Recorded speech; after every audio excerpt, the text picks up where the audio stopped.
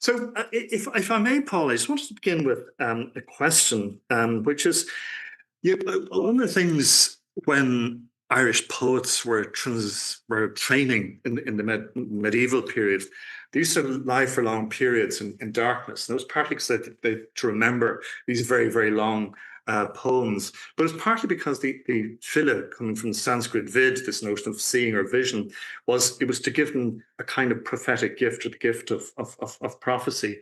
So, I mean, I think you started writing prophecy around 2018. Yeah. I mean, do you feel, since writing that book, and the book has come out, that reality has almost surpassed any of the prophetic gifts you've had? I mean, there's just one scene, for example, where the character Larry is talking to Ailish about the arrest of Jim Sexton. And it says, it turns out somebody saw him being put into the back of a car, but didn't think to let anybody know. So you think you're seeing an extract from an ICE arrest in the United States these days, people in balaclavas and plainclothes bundling people into car. So do you feel a sense of the uncanny? Yeah, and let me just say, it's very lovely to be here, and it's a great pleasure for me to share the stage with four of my co-authors. I think translators are an extraordinary species. They do extraordinary work, and writers are just nothing without them. That's the truth of it. Once you leave your language, it's the translator's book as far as I'm concerned. But to answer your question, I mean, there's an epigraph of the book that says there's no new thing under the sun. When I was writing this book, there was a sense that I wanted to see into the modern chaos, because a moment had unfolded. I'd been feeling it for quite some time that there had been a sort of a Rubicon was being crossed culturally, that we were entering into a new epoch and that nobody was watching. And I had it's a very key moment for me. It happened in early 2018, and it's when I had that illumination, that spark of clear insight. So there's a novel by Hermann Hesse, a Nobel Prize-winning German novelist, called Steppenwolf that I love very much, and I read it when I was in my early 20s. And Steppenwolf is a book written in 1936, looking out at Germany at that moment where. Sorry, 1926. Sorry, and it's Germany at that point was politically completely fragmented, and the character Harry Haller is looking at Germany, and he's seeing how they're being incited to hatred. He's seeing how xenophobia and anti-Semitism and just that general malign atmosphere is soaking the streets. And he says Hesse wrote "The next war is inevitable," and he wrote that in 26. So I read that in the 90s. At a time when, Fukuyama's, maxims that we'd reached the end of history. And I remember just thinking how extraordinary it must have been to be alive at that moment in time. Because in the 90s, it did feel, certainly in Ireland, that we'd reached an end point, a certain kind of terminus. I reread the book in 2018. I remembered that page. I came to that page and I got the chill. I went, oh my gosh, we're here now. We're here now, but it's different. And so when I started writing the book, there was no specific attempt to write a sort of a political novel. That's not how I work. I'm not a political novelist. I would consider myself a metaphysical novelist. I always write into the human condition. And that's what shapes the work. But I allowed the book to be porous. I allowed what was shaping the modern world. I let the dark energies in. And as the book expanded under me, and as I started to understand that it was taking control of me, because you have to shape it, but it has to shape itself. I realized that what I was writing was not about now at all. That, I thought this is perhaps coming in some way, shape, or form. But this book's not about that.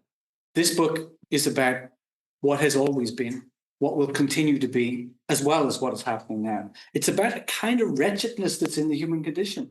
That aspect of that we've spent 80 years post-war thinking that this is how things shall always be. And that's a very dangerous idea, because the mythic structure of life has always been collapse and reconstruction.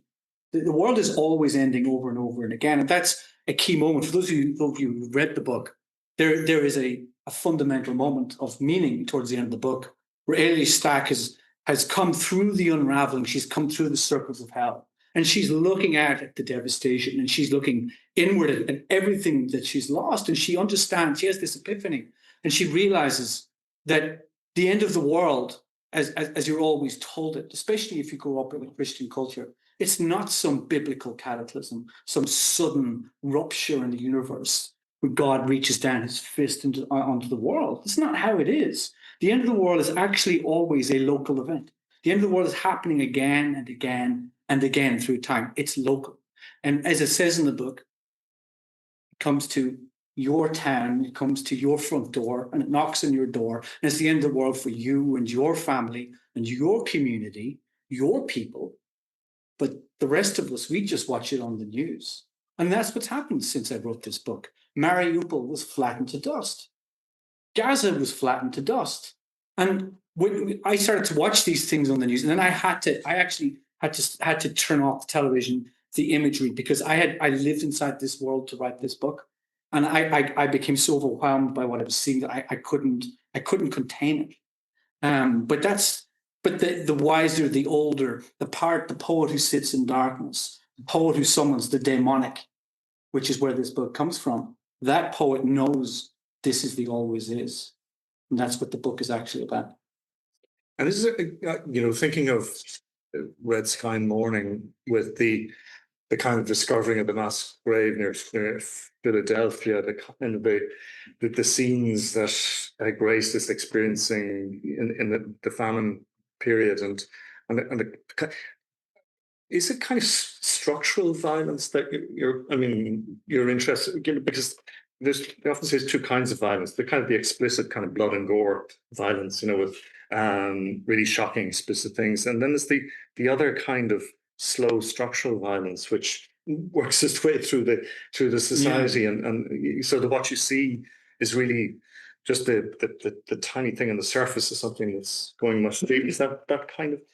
Yes, but I would frame it differently. I think all my books, the same thing is happening again and again. I mean, Marina knows all my novels inside out probably better than I do, and I'd love to get her opinion on this. But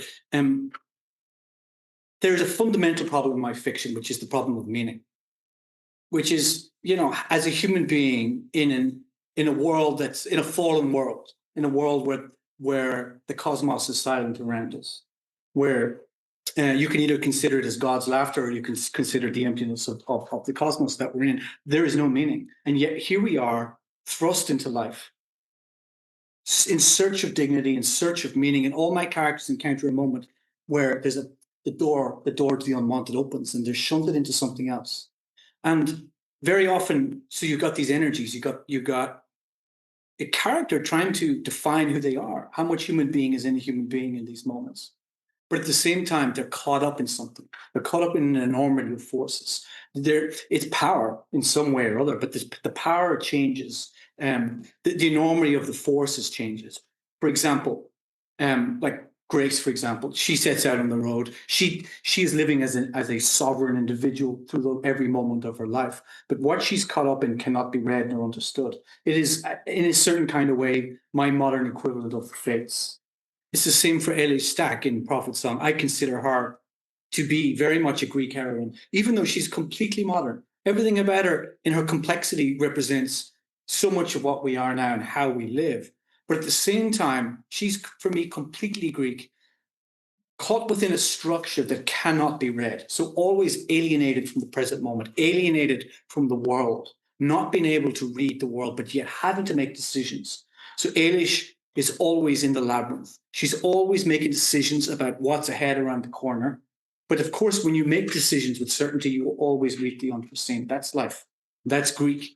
And so these are the kind of energies that I'm trying to marshal. And in a certain kind of way, I wrote an essay for the Booker Foundation when I was neither longlisted or shortlisted. And I tried to define what it is that I do. And I realized that this idea of what I call cosmic fiction has been in my head for a long time. That there's so many of the writers that I revere are writers who try to come at the world with an enormous sense of scalability, that they can write as though from a cosmic eye, looking down on humankind, where they can bring in the full metaphysical scale of our blindness, all that we don't know, and all our suffering and pain, and yet they can, and our folly and our humor and our greatness and our beauty, and then at the same time, in terms of scale, describe the texture of the furniture in the room, the gesture on a face, and hold all of that in one space. And it's a very metaphysical style. You know, Melville is a beautiful example of it. Dostoevsky was a cosmic writer. Woolf, in a certain kind of way. Faulkner, absolutely. I mean, I think that Conrad and Faulkner are perfect examples of this. As They Lay Dying is a perfect example of cosmic fiction in which an archetypal example of the world is distilled into a very perfect novel in which we're all at each other's throats in an extraordinary way. And that's the kind of world that I belong to in some way. At least that's what I try to do. Marina, as Paul says, you've been sort of working with his fiction for a long time, and I mean, what are the particular challenges of bringing Paul's sort of the cosmic vision, the kind of metaphysical, into French? What for you with this the novels over the years, or maybe let's stick with the example of the Prophet Song. Are there particular challenges that you faced? Translating Paul is always challenging. That's what I thought the first day I read his first novel. Mm-hmm. Okay, so I had to grope my way into the text, and it was very difficult for me. It was hard work. And then there was a moment when something clicked into place, and I found my way into it. I hope so. And it became more easy. It flowed more easily.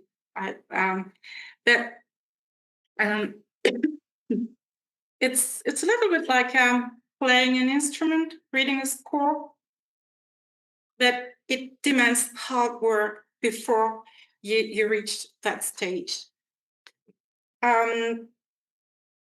If I want to focus on the difficulties of Prophet Song, I'd say that the everyday life context was very challenging to me, because in Grace, you have that magic realism which really helps. For a translator, it's a kind of eye opener. The magic realism, the ghostly atmosphere. You see things and you try to find the appropriate words. But when a story is set in everyday life, it's very, very difficult to find convincing French equivalent, because in Prophet Song, people go to the supermarket, they buy food, their kids quarrel, it's everyday life. And in English, the words are short. So there is a rhythm which is typical of the English language, and it's okay. But in French, the words are longer. So you have to find a way to be dynamic. And honestly, I had to think a lot about the rhythm, the music. So are you like Flaubert when he talks about his Gaulois? Do you say these kinds of these words as Yeah. as that? Yeah. I listen to music sometimes. Sometimes it can be inspiring. I know Paul likes jazz, so I listen to jazz. Excellent. I listen to Alice Coltrane. Yeah, okay, nice. Because it's sort of very transcendent. It's very hypnotic. I can see how it would work. I actually wrote my first book, Red Sky, entirely to Wayne Shorter's Speak No Evil, which is a really great Blue Note album. And then I realized that it was going into the sentences And so I stopped listening to Really? it can help, yeah, but I just listen to brown noise now, just. And it was very important, the everyday aspect, because eventually it's the core of life, and it's also at the core of survival. If I could just take the point that Marina's making there about, translating the everyday and Iulia, when you were translating Prophet Song, I mean, was it that area you found the most challenging, or were there other parts of the book? First of all, good evening. I'm very happy to be here. Thank you for inviting me, and thank you to everybody who made it possible, the Romanian Embassy, the Romanian Cultural Institute, and thank you Literature Ireland for, because this book appeared in Romania with their help. It's very important for us. Thank you. I was listening very carefully to what Marina said, and I'm very glad she mentioned the music. For me, this is very clearly a piece of music. I don't know if you agree.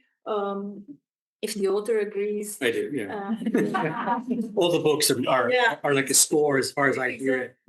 Yeah, as well. I think that in order to translate, you have to hear that. If you don't hear the music, the inner music of the text, you cannot do it.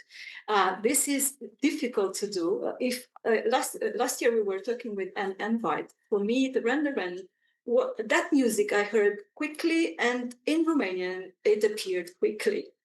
This one was a different kind of music. I needed to read a lot, to reread, to come back to it, to read my translation again and again, because it was so perfect. The rhythm was perfect in my head. It's very difficult to reconstruct in Romanian. I had a bit of the same difficulties as Marina, because English is very synthetic. In Romanian, you need a lot of words. But it's like a ballet. If you misstep, everything crumbles. Yes, that's true. Yeah. And it's such a pity, because you can hear it in your head is good, but if you see it on your text, it's not. What do I need to do?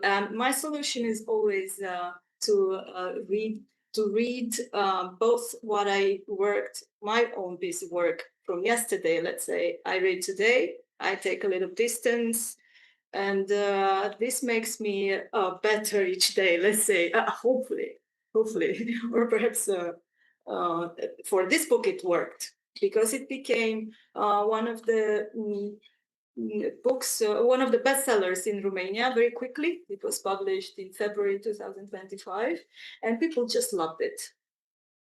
I didn't know this, by the way, so that's nice to hear. I'm going to give you a bit of a political context. Of course, because it's a great book, but it has also a bit of political context that helped.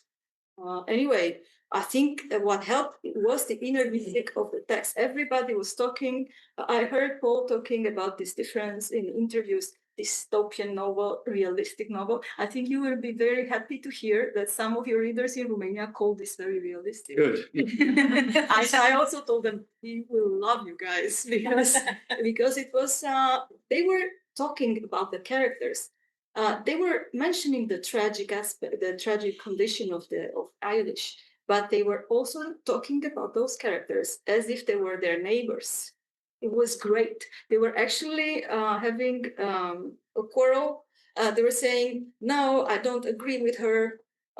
She's too weak. So they were treating these characters. I was very impressed by the readers and their passion.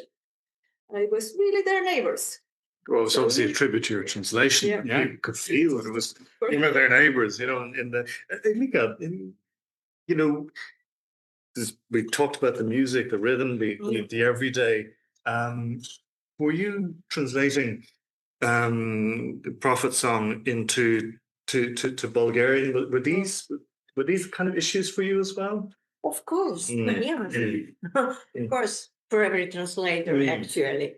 But I should start again with thanking Irish literature and its director, Sinead McCabe, because she's promoting Irish literature throughout the world. and very successfully. So thank you. She does extraordinary work.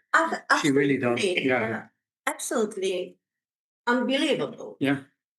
Well, about the challenges, in every book there is a lot of challenges when you come to translating it. Different challenges, but you have to overcome them in a different way. Prophet Song was a very special book, and I have an interview here. Mr. Lynch is saying that lonely is the writer's room, and long is the time it takes to write a novel. So, Mr. Lynch, lonely is the translator's room. It's very lonely, with one exception. We always have the writer to keep us company. And I must tell you that your company, for me, was extraordinary, and it was very inspiring presence in my room for a long time. So thank you for that pleasure. It was a pleasure. Well, talking about challenges, there are many. We cannot mention all of them.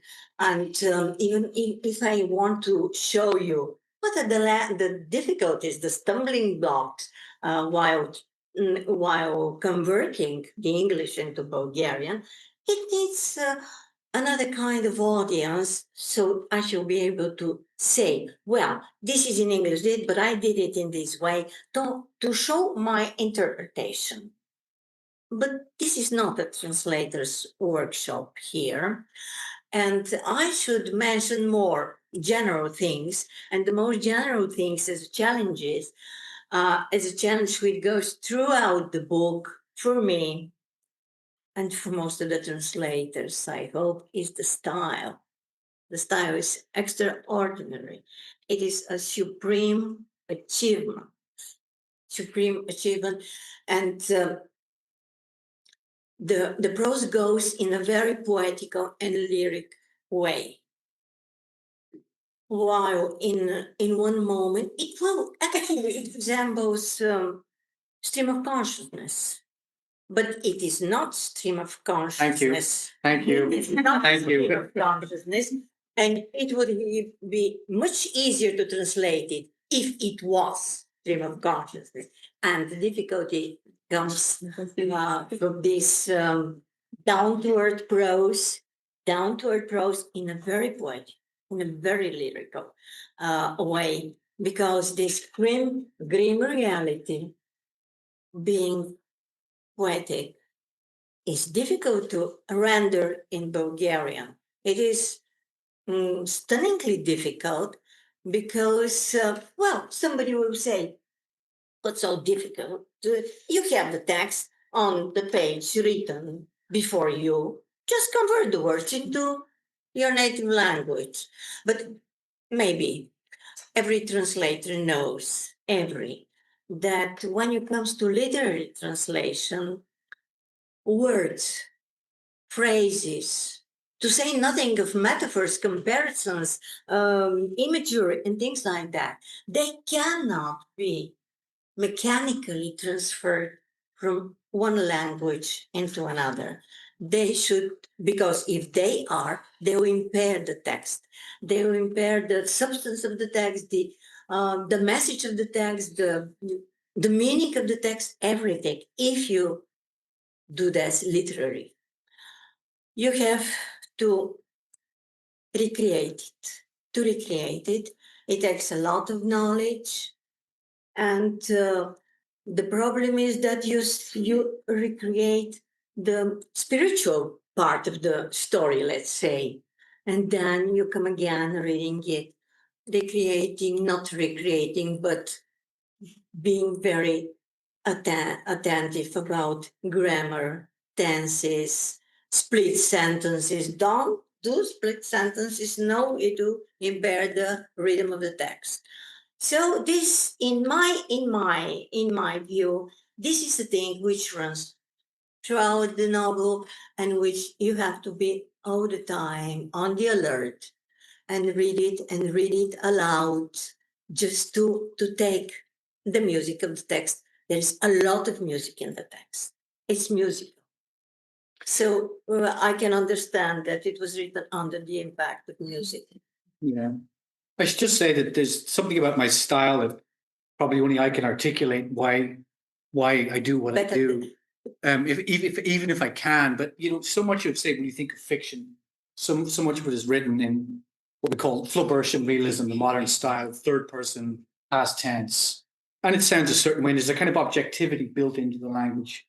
But with the way I write certainly since Grace, I write in the present tense, and that I write in a way that the language is protean, that it's mimetic, that it mirrors the feeling of events, that the language can press into the event and pull back. It can reflect everything that's happening, and so it keeps changing, it keeps moving, it keeps morphing, and it will reflect emotions in a certain kind of way. It will reflect the feeling. The reader will inhabit the feeling that the character inhabits. So it's always shifting. Because for me, reality is not. You can't apply a formalism to life. Like life, life is infinitely rich, infinitely unfolding, and the sentence for me should try to reflect the truth of that we can't seize hold of reality, but the sentence can press into reality as it presses into us, and that's some kind of way of trying to describe what it is at least what I think I'm doing. It might not be what how people perceive it, but that's what I think I'm doing. Is when you were translating, because Paul just talked there about the protean nature of the writing, something that's unfolding as reality itself is unfolding. So for you when you were translating the book, did that create challenges for you? Were there? It always does. Yeah, absolutely. I mean, the challenge is not necessarily in the sense of difficulty, although that also happens, but in the sense of the task that you need to set yourself. And usually I know more or less what to expect from a book after I do like a paragraph or two. In case of this book, a paragraph or two is like a half of the thing. So that also gives me a very important message, like what kind of rhythm I'm going to expect from the story. And very early on, I knew that to me, that this would be the key to unlocking the message, story, I think that everything that makes the bones of the book, that I am responsible, because I do feel that sense of responsibility, obviously. And you can fail miserably sometimes. And sometimes it doesn't really matter that much. In case of this book, I really, really, really wanted to convey the whole thing. I was working on it. Let me go back.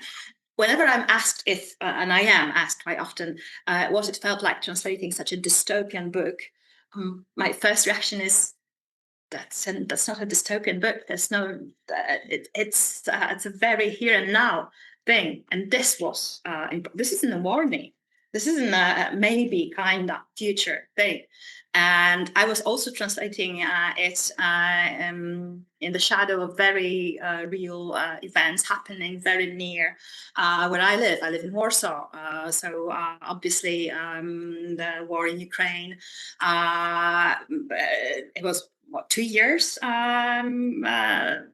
since the war began when I signed the contract. Actually, I think I got the file almost immediately after the genocide in Gaza went into the horror that we are watching now, and then we all got to watch it live unfolding via different social media and so on. So it was like the events that were happening and are happening still. Informed my interpretation, and since it's the interpretation that is the basis of I think the linguistic aspect of it comes later. Your understanding, your feeling of the text should come first, and this is what was important for me and was difficult for me. It was a challenge for me to capture that sense of horror, of disbelief, and convey those emotions into the Polish text. And I'm not musical at all. I like music, but I'm not musical at all. So to me, the rhythm was the key to unlocking that. And I often work recording parts of the translation. It helps me to keep some ideas that then I work on later. And I found myself just out of breath half of the time. And it's not just about the length of the sentences or the paragraphs. No, it's just that this was from the very beginning, the lack of I couldn't breathe. It was a very physical sensation, very odd. And then when I talked to readers after the book was published, this was also the phrase that kept on returning. Was almost everyone said that I couldn't breathe. Parts of the book are now still staged in the Warsaw Theatre. The actress that performs that part, it was the very first thing that she said. And so this was like a kind of a mood board for me. The emotions, the things I needed to keep in the text: fear, the sense of urgency, immediacy, that this present tense that also I think adds to that this is happening. This isn't something that will happen. This is something that is happening, and somehow find a way to find the rhythm that would. This isn't so much about the vocabulary that comes after. This is about the rhythm, the flow that would convey what Eilish is feeling. I mean, it's interesting. I mean, like all four translators have picked up on this kind of the rhythmical, the kind of the musical, the kind of the sense of wanting to find some kind of signature tune to kind of to get. And just in the context of that, Paul, Eilish is a scientist in the novel. Her dad, if I remember correctly, is a scientist. And one of the things, there's kind of a discussion between the two of them, and it's a discussion about who, like who controls the facts, and the people who sort of control the facts control the reality. We know all the kind of science wars and the states and so on about people not accepting. Is there a similar thing around? I mean, around narratives, around stories? It's like who owns the stories? Who gets to tell the stories? That one of the things in the book is the state story, but then there's Eilish's story, and then there's the wife of the detective sergeant. Her story is that it wasn't the thing that the book was trying to look at was yes, there's this whole debate about who controls the facts and who controls the science, but also who gets to tell the stories. Well, I'm not sure about who gets to tell the stories, because I mean, in the book, it's essentially Eilish's text. But the book is in a certain kind of way a lament for, and Simon is the key figure here, as you point out, because he's looking at, he's sliding into dementia, but yet he's an oracle. He has these moments of really profound lucidity, and he said, if I can remember correctly, he tells her she's going to Canada for her holidays, and he says to her, "You should stay," because he says, that basically those who are in power, whoever controls the institutions controls the facts. You can change the narratives. If you say one thing is another thing enough times, then people will believe that it's so. And particularly in the post-truth world, which this book is set in, and in the world that we're in all now, you're seeing this. You're seeing an epistemological collapse of a consensus reality, how we know the world. And it's an extraordinary moment, because and this is he says, Simon says to Eilish, "You belong to the tradition." The tradition is objective reason. It's 500 years old, more or less. When Newton and those scientists walked up the steps from the medieval dungeon, what they were giving to the world through skepticism and empiricism is objective reason. It's impossible for us all to agree on some absolute objective truth about the world.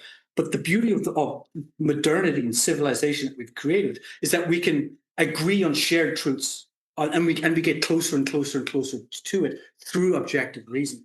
But what's happening now is there's an eruption of subjective belief. which is eclipsing reason, and it's happening through the technology that we've created. And so that's the world in Prophet Song. It's where our epistemology, how we know the world, can no longer hold.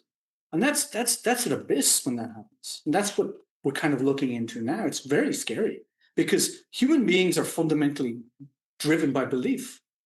You know, who gets to believe the story?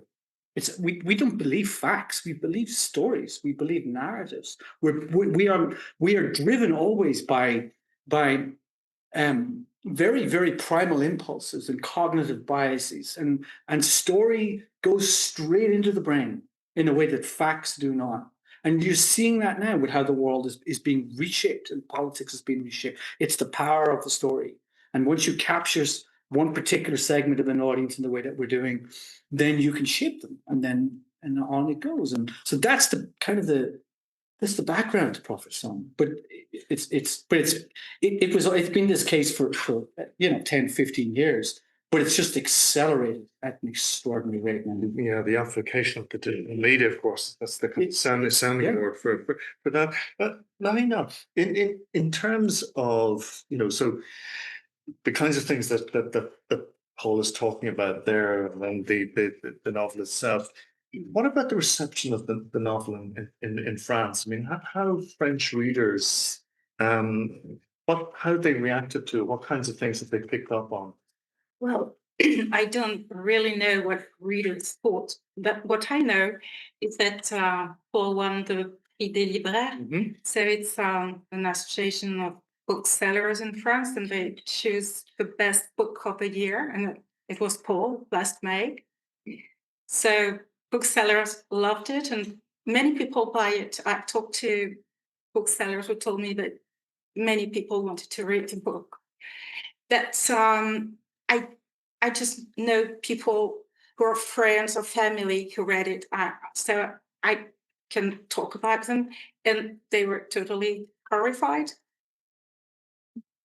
And especially by the scene which horrified me, Bailey's death, and that nightmarish scene in the clown's truck. It's terrible. It's like in a Stephen King's novels, but it's true. And I thought that you're going to topple into magic realism again, but you didn't. And I think that the readers in France are terribly shocked because they thought they lived in a protected area. And it reminds us that everything is so fragile and that shadows keep lurking behind the scene. And for people who live in Romania or in Poland, maybe they know that it's part of their history, of their family history. And fortunately, in France, we didn't have such a tragic history in recent decades. But when I translated the book and talked to people afterwards, I realized that everybody understood how fragile our world was. Iglika, is that for you? Is that in terms of how Bulgarian audiences react, or your sense? I mean, because Marina says, of course, you couldn't go and talk to every reader of Paul's book, but well, the way of the book in Bulgaria was a little bit different. At the beginning, the market didn't seem to accept it. The sales were discouraging, and it happens, folks. Every Booker Prize winner is readers are interested in it. It somehow doesn't start as it should. And then my publisher, Miss Dimitrova, she must be somewhere in the audience here. she said, we have to do something about this. Did you go down the drain? And she appeared in a political, mind you, political broadcasting TV show, political, very popular, high rating. Every two times a week, the government, the opposition were debated in fierce clashes against this. She appeared. She didn't debate anything. She just announced the appearance of the Booker Prize, a book with political connotations. And she started to, advertise the book in a way, but that was the beginning. And this change, it was a miracle. Not very suddenly though. And then three actually, of the Bulgarian best-known novelist wrote in different places, in different posts, that this book is a must. Repeating it all the time. This boosted the sales, and a third happy happening was that in the 2023, when the Booker Prize went to Mr. Lynch, the international Booker went to the Bulgarian writer Georgi Gospodinov. And this is a very happy coincidence because all the newspapers and TV shows say Booker Prize, Booker. No matter one is the international, the other is the best. But the Booker Prize is in the air all the time, and the book is selling very well. Very happy ending to that story. I was at a festival with Georgi in India, and he had an hour before he was going to the airport, and we said, "Will we just get a quick drink together so we can?" Because we'd met and we liked each other, and let's get a drink so we could talk about behind the scenes, which is always very different than than out front. And so we got to his hotel, and everything was closed, and there was a cafe, and it turned out there was no alcohol sold in the hotel. And then the cafe was closed, and there was no water being sold. And we sat down, and we just thought, can we get even a glass of water? And somebody just brought us two glasses of water, and we sat there like two sad discussing our crazy lives. But he's a gentleman. He's a really wonderful writer as well. Yeah, that's good. Iulia, in the responses in Romania to the book, was it taken up for particular reasons, or? I'm going to answer that, but just a quick note on the challenges, because I just want to say, because we talked about the poetry and the rhythm, but I just want to tell people who do not translate literature that sometimes this job is very practical. It's a craft. So sometimes you have very down-to-earth challenges. So I'm going to tell you this. I translate. This is like you read it. So it's a Greek novel. It rains. It's in Ireland. So I translated this in summer heat. It was over 40 degrees in Bucharest. So it took a major effort of imagination to go inside the book because in my little studio it was always light.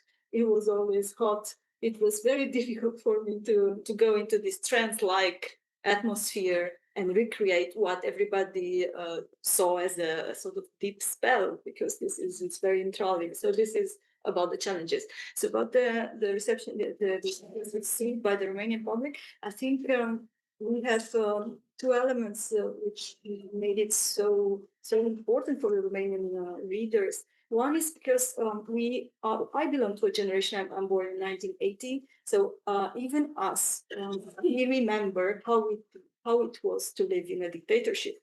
We lived in very bleak years of a very tough regime, and the Nicolae Ceausescu regime. Our parents definitely had almost their whole lives, and our grandparents lived through it. So it was really that tough.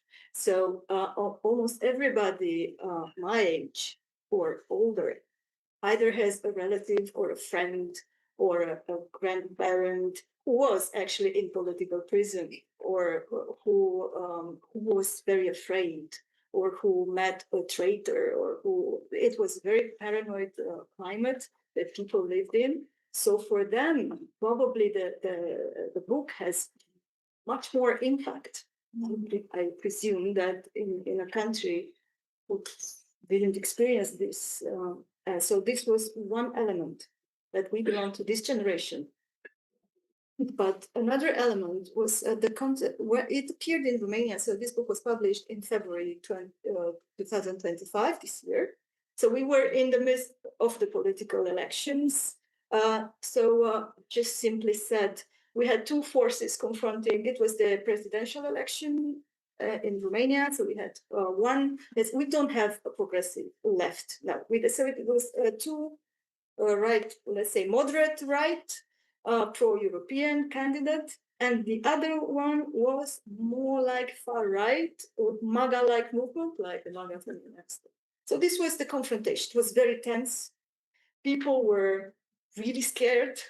So this was the context when the book appeared. And some people, I talked to them after the election, and they said, I have it in my home, but I'm afraid to read it because they heard about it. They knew it wasn't very optimistic. So they waited until after the election to read it. Because the election, okay, what happened in the election is that the more moderate guy won. So people just were relieved, and they could actually start reading the book. Do like a little mobile phone safe. You could put it and then release it. Moment. Yeah, discussing it afterwards because they didn't feel safe to read. Yeah, it was very interesting. Probably also this one of the reasons. This was also one of the reasons it had such an impact. Yeah, Kaja. I mean, do you know what? I've just realised now that we all talk about the political implications, and obviously this is something that I guess out of the 1,000 interviews that you've given, 999 were about the political aspect of it, and it's understandable. And it was also, I always wriggle out of the phone. I think it's impossible not to filter our interpretation or our reading of the book through that political sort of layer, because our country's had some interesting things happen to us, and especially it was also one of my first like on my mood board that went there as well, 1989, and I remember what was happening, watching on the news. But now that I think about it, the majority of people that came up to me or wrote me or someone conveyed a message, it was all about the personal, and about the horror of a human being trying to survive in a political or politicized world, and just it just struck me that I would also put this in the center, and especially mothers, because this is the figure here is the Niobe-like kind of figure, very mythological to me. She was also she's spoiler, sorry, but she's losing children. It does read like a Greek tragedy, like this is inevitable. You sort of expect it because we are conditioned to expect that, but we are hoping until the very last moment that maybe not, maybe this will just follow the a different kind of narrative. Doesn't, and I just realized that yes, this was the vast majority by far of responses were about the horror of a mother or a father or a parent facing the impossible, because this is something, again, I think it is very well reflected in the language, and I also wanted to convey that this is a kind of horror that goes beyond the bounds of psychology or language or whatever. It's like I remember when you hear survivors talking about their experiences, and it could be people who experience war or basically shell shock, PTSD in a literary form. This is a very, very specific kind of language that is devoid of emotion on a certain level, because that kind of experience, what kind of human emotion can contain it? What kind of human-made phrase, word can express it? So they try to tell their story. It's very important to them, but it just doesn't. It's too much to be boxed in, and then the historical aspect disappears, because it really doesn't matter if it's the right wing or the left wing. I mean, we can kind of figure out, but all that disappears. What is left, what we're left with, is a person telling their story, how they lost everything, how their whole world just crumbled. And we watch people going through that. So this isn't fiction to many of us, and I think it's a kind of existential horror. Then that that resonates. It's like a broken reality, inevitably broken. I mean, this is like you watch and the helplessness of someone watching the tragedy happen to someone else. That's all within it. So it's the kind of question really for all of you then is do translators suffer from a kind of post-traumatic stress disorder? I mean, I'm not saying that, but that because nobody lives more intimately, nobody reads a text more kind of viscerally than translators. And so, I mean, was it a kind of, an extraordinary book, but a hard book for you to live with for all that time? Yes, I admit it was. And I have a notebook, and Paul said it was my book of traumas, but it's not. Yeah, it was a very hard book. And I have to admit, I had goose flesh in my arms sometimes when I translated a few passages, especially hard and really harrowing. But Grace was very hard too, in a different manner. So I get used to spending difficult moments with Paul's books. I remember meeting Marina I don't remember where we were, but it's one of our meetings over the years. And she said to me that she considered quitting translation altogether and opening a tea shop.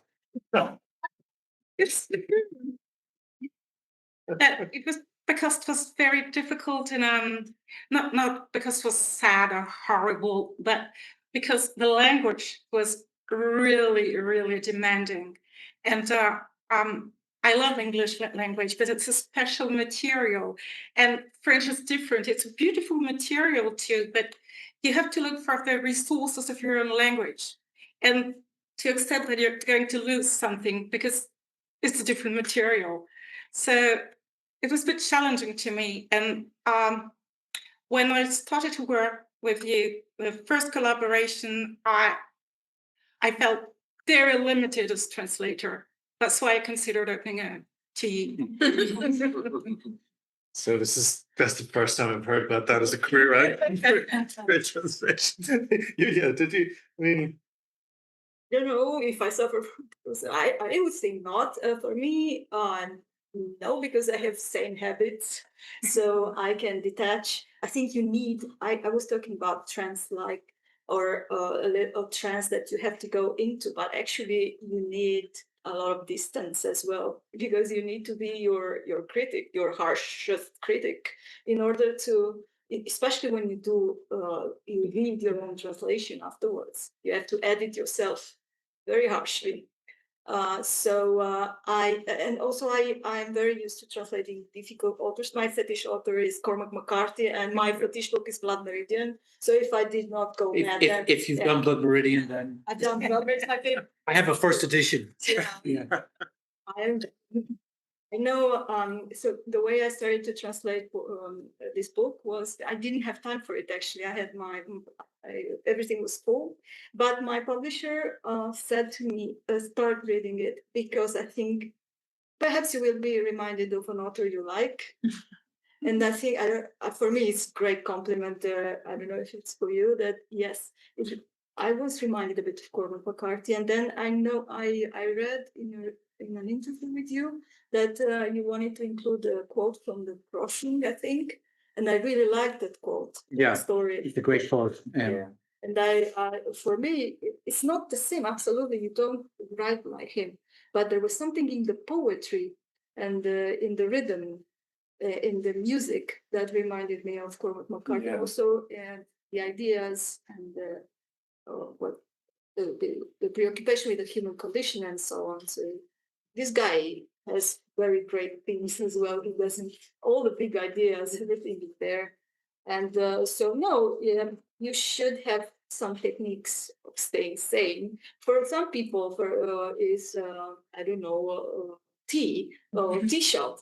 For others is yoga. For others is I don't know, kickboxing or something. You have to do something in order to stay sane. For me, I treat it as a profession.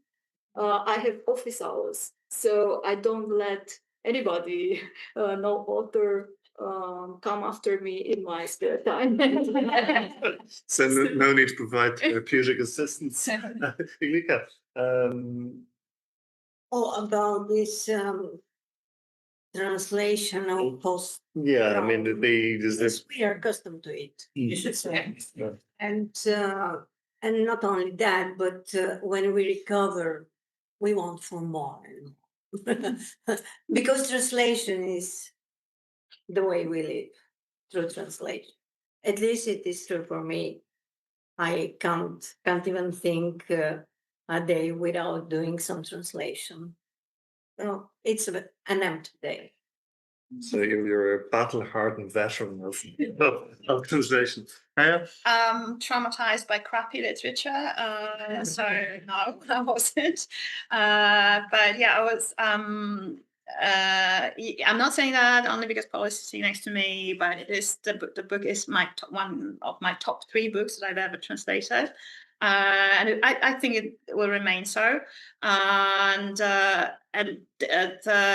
the kind of moment that I had after Eilish is leaving the mortuary, we learn about the fate of her second son.